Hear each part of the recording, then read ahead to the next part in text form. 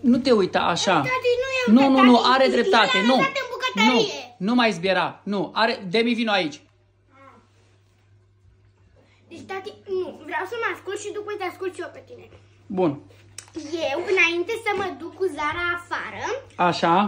am mâncat un pic din pachetul ăla de pombăr. Așa. Deci ăla care l-a luat mami nu e a meu.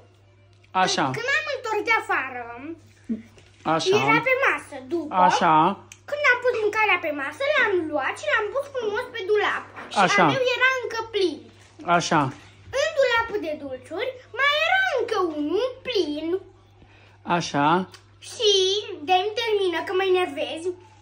Și ăla l-am dat la Demi că a zis că el vrea pombăr. Bun, și cine? A cui a fost ambalajul? A lui Demi și a lui David, că ea doi mâncă. Eu n-am ca mâncat. sparți. Eu am mâncat numai 3. Ăia doi au nume. Oricum știm că tu ai o problemă cu ambalajele, că le lași pe masă și nu le arunci. Nu. Stop. Și acum, și tu, că nici tu nu ești mai bun, nu râde. V-am spus de nu știu câte ori, aruncați ambalajele la gunoi. Eu nu l-am lăsat, bă! Bă, Da, bă! Dalia, hai la fiică-ta. Așa vorbești cu taică tău. Ce, Sofia? Auzi, cum îmi zice, bă, îmi zice. Sofia? I-am spus de ambalaje că le lasă. Așa, ne exprimăm. Toată lumea știe că tu ai o problemă cu ambalajele. Nu. Eu l-am lăsat! De data asta a fost în camera lui Demi pe noptiera lui. Deci Demi a fost de vină. Că de la el din cameră l-am luat. Amândoi.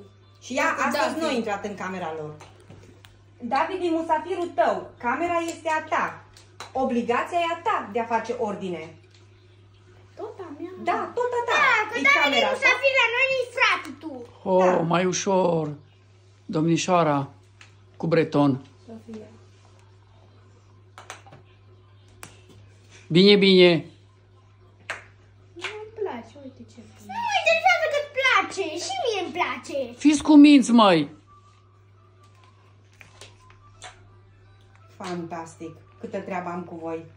Telefoanele. Și-o băga mâna la mine. Tricou. Mă. Șmecheră poți să fii tu. Nu l-am lăsat, o confirma și ma. No, bine, gata, fără lacrimi acum. Gata.